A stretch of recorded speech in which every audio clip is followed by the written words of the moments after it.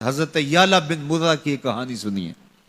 فرماتے غزوے سے ہم واپس آ رہے تھے، راستے میں پڑاؤ ہوا تو حضور ایک درخت کے نیچے استراحت فرمانے کے لیے لیٹ گئے، اور میری ڈیوٹی یہ تھی کہ میں تلوار لے کے حضور کا پہرا دوں.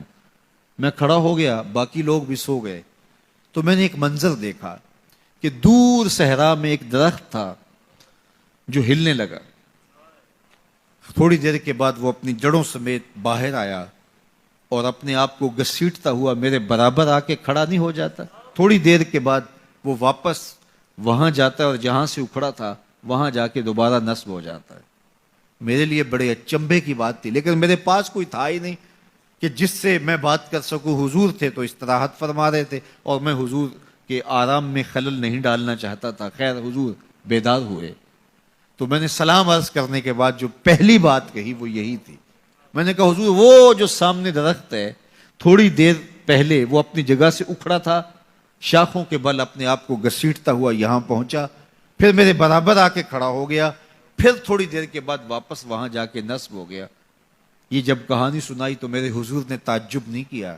اچھا کیسے ہوا، کیسے آیا، کتنا وقت لگا، کتنی دیر ہوئی، کوئی سوال نہیں کیا، بلکہ فرمایا ہاذہ شجرۃ استاذنت ربھا. فرمایا یعلا بن مرہ یہ درخت ہے، اس نے رب سے اجازت چاہی تھی کہ مالک تیرا محبوب نیڑے آیا ہے، سلام نہ کر رہا ہوں. فآذن لہا، اللہ نے اس کو اذن دے دیا تھا، یہ مجھے سلام کرنے کے لیے آیا تھا.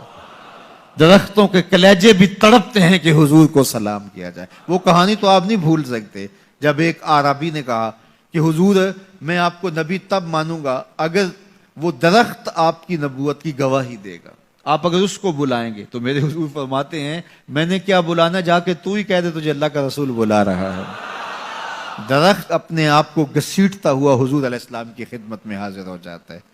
درخت مان رہے ہیں، چاند کا کلیجہ شک ہو رہا ہے، پتھر کلمے بول رہے ہیں. حضور کے عشق میں کائنات کے ایک ایک ذرے کا دل دھڑک رہا ہے. وہ کیا کسی نے کہا تھا زمین جل رہی ہے، آسمان جل رہا ہے، محبت میں سارا جہاں جل رہا ہے. پوری کائنات حضور کی آتش محبت میں جل رہی ہے اور حضور کے وصل کے لیے تڑپ رہی ہے. درخت ہوں، پتھر ہوں، اشجار ہوں، وہ اونٹنی جس پہ حضور سوار ہوتے تھے، غدبہ نامی اونٹنی، آپ تاریخ پڑھیں حضور کے وصال کے بعد وہ چارہ نہیں کھاتی تھی، چارہ چھوڑ دیا تھا. رو رو کے نابینا ہو گئی وہ اونٹنی اور صحابہ نے اس کی آنکھوں پہ پٹی باندھ دی تھی. اس نے رو رو کے جان دے دی. جب حضور چلے گئے ہیں تو ہم نے جی کے کیا لینا ہے.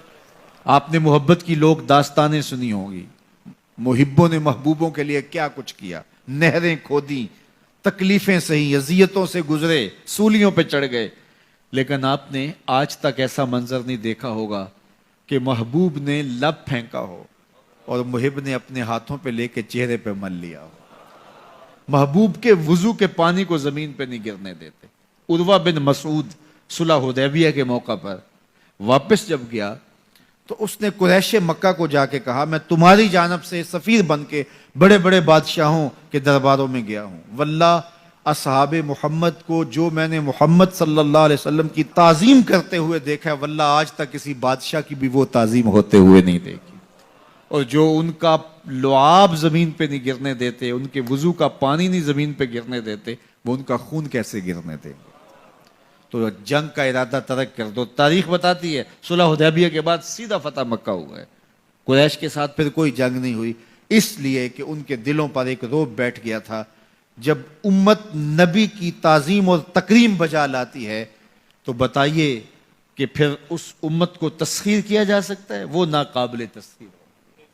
جب امت اپنے نبی کی تعظیم نہ کر سکے تو پھر اس کو جس طرح چاہو جو ہے وہ مسخر کر لو، وہ ایک بوسہ ہوتا ہے، اس کے علاوہ کچھ نہیں ہوتا. اس لیے اگر آپ مجھے پوچھیں کہ دین ہے کیا، تو ایک تو ہے کہ اس عنوان سے ایک الگ گفتگو کی جائے کہ دین کیا ہے. لیکن دو لفظوں میں اگر آپ مجھ سے پوچھنا چاہیں اور میں آپ کو بتانا چاہوں تو مجھے اقبال علیہ رحمہ کا لہجہ ادھار لینا پڑے گا. انہوں نے کہا دین سراپا سوختن اندر طلب، انتہائش عشق آغازش ادب. طلب محبوب میں تڑپنے کا نام دین ہے. جو ادب سے شروع ہوتا ہے عشق پہ ختم ہو جاتا ہے.